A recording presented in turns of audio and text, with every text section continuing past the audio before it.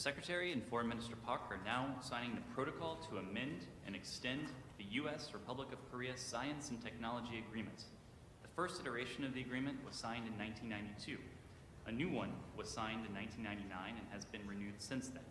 However, this amended version adds important new components to strengthen our science and technology agreement and extends the agreement for an additional 10 years.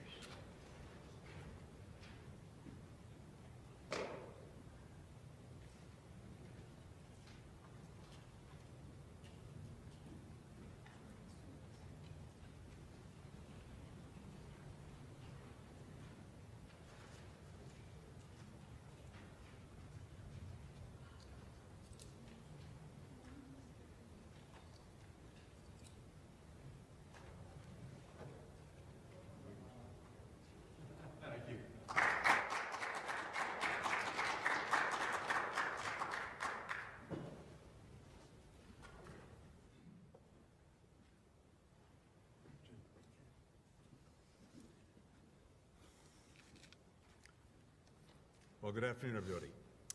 I am delighted to welcome Foreign Minister Pak back to Washington. Thank you. It's very, very good to be with my colleague and my friend. Thank you. The Republic of Korea is a vital and long-standing strategic partner, and I'm particularly grateful to have such a close friend in Jin to bring this alliance between our countries even closer. Before I talk about the productive discussions that we had today and the agreement we just signed, Jin, if you'll allow me, I'd just like to briefly address the presence of the Chinese surveillance balloon in U.S. airspace. I spoke this morning with Director of the CCP Central Foreign Affairs Office, Wang Yi, to convey that in light of China's unacceptable action, I am postponing my planned travel this weekend to China. As you know, President Biden and President Xi agreed during their meetings in Bali in November that I would travel to Beijing to follow up on their discussions. We've been working across the U.S. government to prepare for a substantive set of discussions on issues that matter to the American people and to people around the world. And we've been engaging for some time with our counterparts in Beijing to prepare for these meetings. Yesterday, the Department of Defense announced that we had detected and were tracking a high-altitude surveillance balloon that remains over the continental United States. We continue to track and monitor the balloon closely. We're confident this is a Chinese surveillance balloon. Once we detected the balloon, the U.S. government acted immediately to protect against the collection of sensitive information. We communicated with the PRC government directly through multiple channels about this issue. Members of my team consulted with our partners in other agencies and in Congress. We also engaged our close allies and partners to inform them of the presence of the surveillance balloon in our airspace. We concluded that conditions were not conducive for a constructive visit at this time. In my call today with Director Wang Yi, I made clear that the presence of this surveillance balloon in U.S. airspace is a clear violation of U.S. sovereignty and international law, that it's an irresponsible act, and that the PRC's decision to take this action on the eve of my planned visit is detrimental to the substantive discussions that we were prepared to have. I told Director Wang that the United States remains committed to diplomatic engagement with China and that I plan to visit Beijing when conditions allow. In the meantime, the United States will continue to maintain open lines of communication with China, including to address this ongoing incident. Indeed, that's why we need direct and regular communications in the first place, and that's why it's critical that such lines remain open at all times to help avoid miscalculation and conflict. One final but important note. The world expects the United States and China to manage our relationship responsibly. And indeed, addressing many of today's global challenges, challenges that affect the lives of our people and people around the world, demands that we find a way to work together as well. The United States will continue to act in a way that reflects that responsibility. We look to our PRC counterparts to do the same. Now, the Foreign Minister and I just signed an important agreement that will guide our country's cooperation on science and technology in the years ahead. The agreement builds on one that we signed in 1992, which helped foster 3 decades of consequential collaboration. Our universities conducted joint research on cancer and climate change. Our governments have worked together to reduce air pollution, to promote research and development on semiconductors, which power modern technologies from cars to smartphones. Our businesses have partnered on life-saving vaccines and treatments, like the collaboration between the U.S. pharmaceutical company Moderna and South Korean biotechnology company Samsung Biologics to manufacture a safe and effective COVID vaccine for the region. Today's agreement, will expand the scope of that cooperation, both in areas that we've long worked together on, like space, but also in emerging fields like biotechnology, quantum, artificial intelligence. Scientific cooperation is just one of many areas where our nations are working together to the benefit of our populations. Another is our shared security, an area where we have enduring ties as our troops continue to train and conduct joint exercises side by side. As President Biden has said, our alliance is the linchpin of peace, stability, and prosperity in the region, and is poised to grow stronger still with the launch of the Republic of Korea's new Indo-Pacific strategy this past December, which reflects our own shared interests and shared approaches to the region's most pressing challenges. Today, we reaffirmed our commitment to improving our allied defense against common threats, as well as our commitment to defending the Republic of Korea using the full range of U.S. capabilities, including nuclear, conventional, and missile defense capabilities. Earlier this week, Secretary of Defense Austin met with President Yoon, as well as Defense Minister Lee, in Seoul to boost our deterrence planning, including through even deeper information sharing on North Korean nuclear threats. We remain committed to the complete denuclearization of the Korean Peninsula. The Foreign Minister and I also discussed the importance of maintaining peace and stability in the Taiwan Strait. We're increasing our trilateral security cooperation with Japan, which puts us on stronger footing to address shared security threats, including the DPRK's unlawful and reckless missile launches. We held a series of joint ballistic missile defense and anti-submarine warfare exercises this past fall. We're also deepening our trilateral collaboration on other security challenges, as well as on helping Pacific Island countries adapt to the growing impacts of climate change. We're working with other countries to advance joint priorities, like boosting inclusive economic prosperity through the Indo-Pacific and beyond, including through the Indo-Pacific Framework for Prosperity and the Mineral Security Partnership. Of course, our partnership extends well beyond the Indo-Pacific. Since President Putin launched his brutal and unprovoked war in Ukraine, our countries have stood together, along with other allies and partners, to impose unprecedented sanctions and export controls designed to deprive Russia's war machine of resources, as well as to support the people of Ukraine as they defend their country. Here, too, we're working in concert with broad coalitions. Earlier this week, NATO Secretary General Stoltenberg traveled to the Republic of Korea and Japan as part of his regular engagement with NATO's Asia-Pacific partners, demonstrating the growing synergy between our Atlantic and Pacific alliances. We applaud, too, the Republic of Korea's $100 million in humanitarian assistance to Ukraine, aid that has brought vaccines to children, emergency medical supplies to families, power generators to communities, to replace the ones Russia has deliberately bombed as it tries to deprive Ukrainian civilians of heat, light, and water. This October, we'll celebrate the 70th anniversary of the U.S.-ROK alliance. At the treaty signing 70 years ago, South Korea's Foreign Minister Yoon remarked that he was sure, and I quote, "This written bond of solidarity would bring joy and encouragement to all friends of freedom." Secretary of State Dulles said that the alliance was, and I quote, "firmly dedicated to peace." For the past 7 decades, our alliance has indeed sustained peace. And with the progress that we've made today, I'm confident that we've taken another step toward a more secure and prosperous future to the benefit of the people of our countries, of the Indo-Pacific, and of the world. And with that, Jin, over to you. Well, thank you, Tony, for your warm remarks and for welcoming me back to Washington. I would also like to thank your superb team for arranging today's meeting. This year marks, as you said, the historic 70th anniversary of the ROK-US alliance, and I'm delighted to kick off year-long commemorations with my good friend, Secretary Blinken. The ROK-US alliance is one of the most durable and successful alliances in history. It is special not only due to its longevity, but because it is a vibrant, adaptive partnership that consistently rises to the challenges of our times. And President Yoon and President Biden met in Seoul in May last year and declared that we would develop an upgraded global comprehensive strategic alliance. And we will expand the scope of the alliance to encompass not only political, military, economic partnership, but also technological and cultural dimensions. Alliance for the Future, the 70th anniversary slogan, aptly encapsulates this forward-looking spirit and an alliance in action. Today, Secretary Blinken and I had a productive and comprehensive discussion on a wide range of topics. First and foremost, we discussed ways to build on the agreements reached by our two leaders last year to lay out a blueprint for the next 70 years.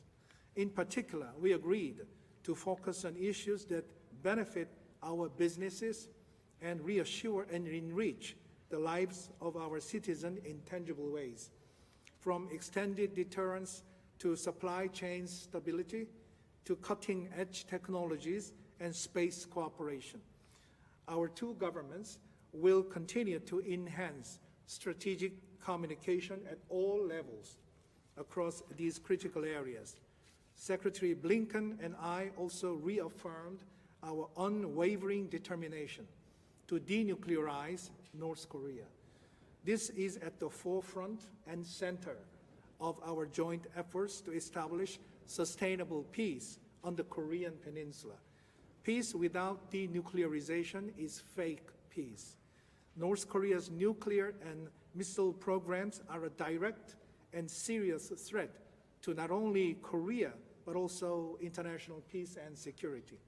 They undermine the very foundation of the global non-proliferation regime. The ROK and the U.S. will continue our watertight coordination to achieve genuine peace on the Korean Peninsula. We are committed to strengthening extended deterrence while maintaining a robust combined defense posture. Any provocations by North Korea will be met with a firm and united response. The Secretary and I also agreed to strengthen efforts to close loopholes and fully implement UN Security Council resolutions, as well as to cut off Pyongyang's unlawful revenue streams. Countering North Korea's illicit cyber activities must be a priority. We agreed that China has the distinct capability and the responsibility to influence Pyongyang's behavior. Denuclearization of North Korea has long been an area of cooperation for China, as well as ROK and the United States, and it needs to stay that way. We will also embolden Korea, US, Japan trilateral security cooperation to address North Korea's escalating threats.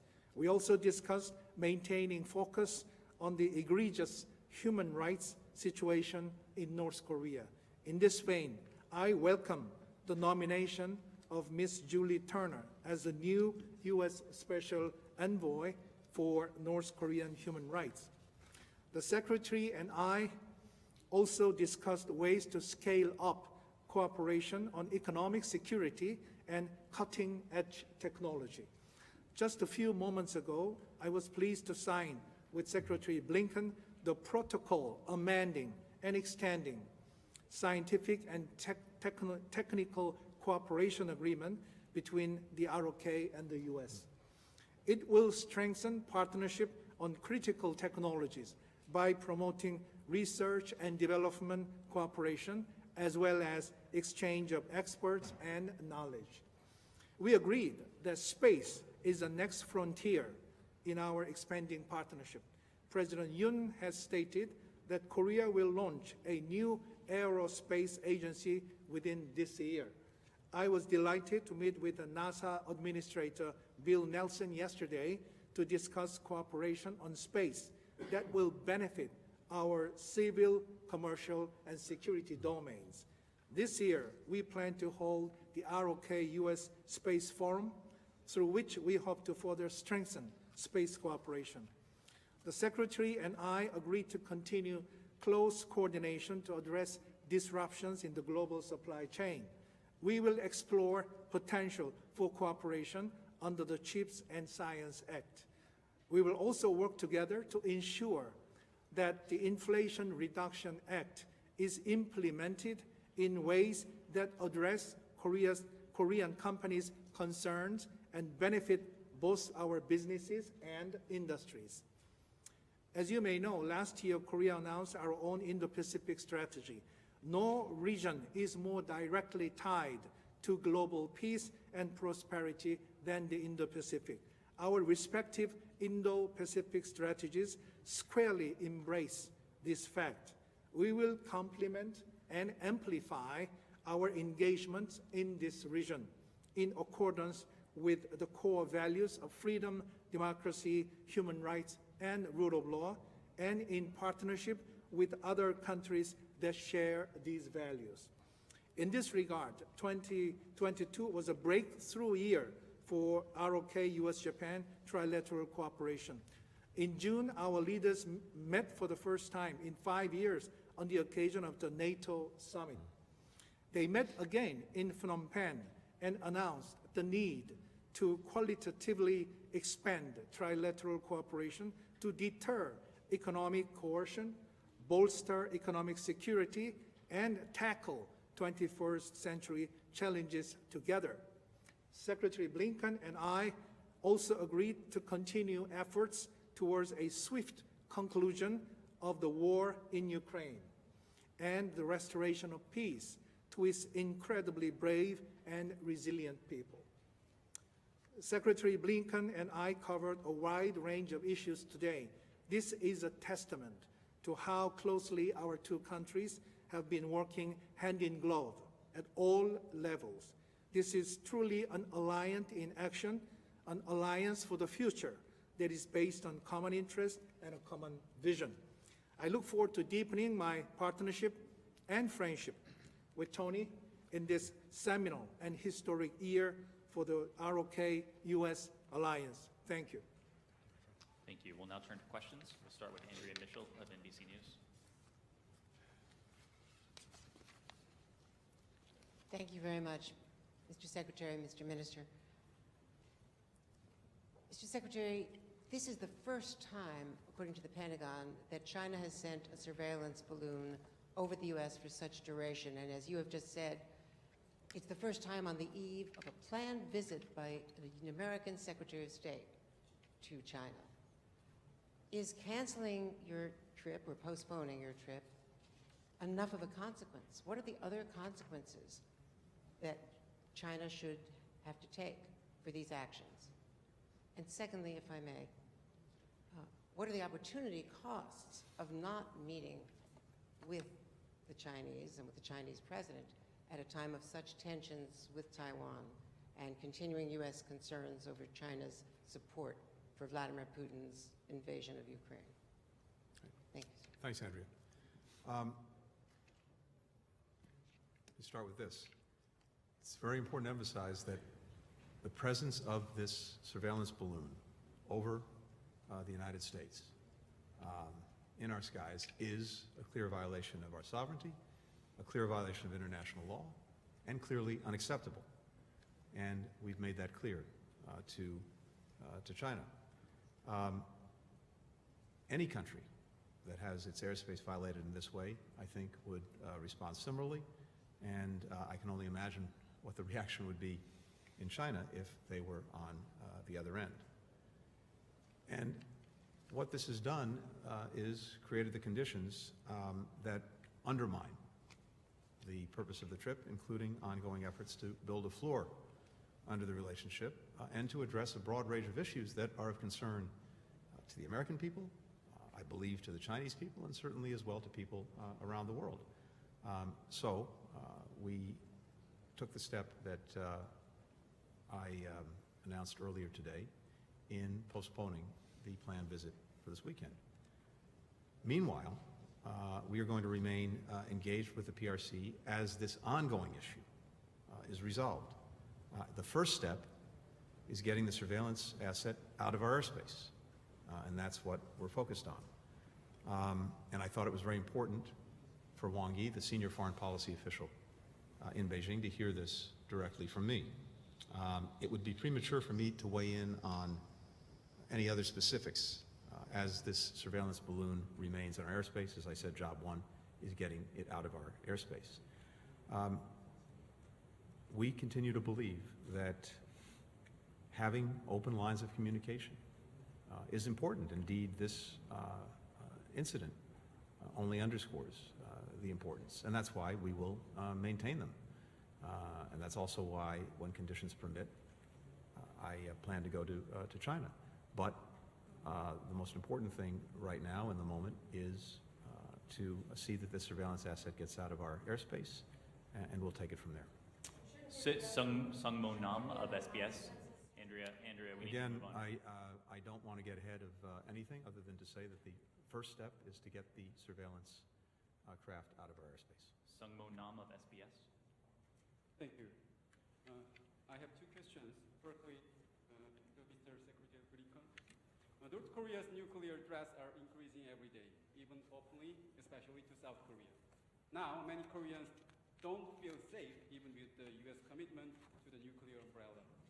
The U.S. says there is no better guarantee than the U.S. versus Korea, right? But credibility has declined due to the discussions on withdrawal during the Trump administration. And as you know, it's not the first time. This is why there are growing calls for South Korea to have nuclear weapons. My question is, why is the extended deterrence currently being discussed by the U.S. and South Korea more reliable than existing nuclear umbrella pledging? Please give me some examples that can reassure Korean citizens. And my next question is to Mr. Park. 미국 정부는 지금 다른 어떤 나라 For the U.S. government is not making other people to make a choice, but while U.S. is trying to establish its own supply chains, Korean companies are forced to make a change. So U.S. supply chains, regarding that, what is U.S. asking us? And for our companies and our economy, what's ROC government's position to handle this while we can't really make one choice or the other? Thank you very much, and I'm happy to start. Let me be very clear. Our commitment to the defense of the Republic of Korea, as well as to Japan, is ironclad. And in that light, we're also committed to strengthening our trilateral cooperation, which enhances both deterrence and the defense of our countries.